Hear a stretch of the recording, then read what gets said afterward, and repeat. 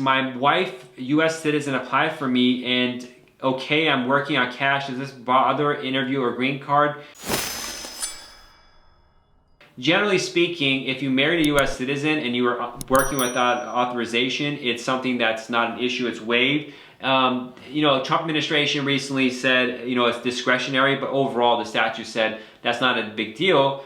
Just make sure you didn't claim to be a US citizen to get that job, you didn't lie about something, some sort of fraud documents or something like that. Overall, it's not an issue. Every case I have, if I know, or the client tells me and I know that they work without permission, I put it on the application when they're married to a citizen, because that's not a problem. If they're not married to a citizen, that violation is very rarely, there's some exception, there's always exceptions, but for the most part, that's something that'll prevent them from getting a green card, so it's not a case I would submit, but generally married to a citizen, it's not something they focus on.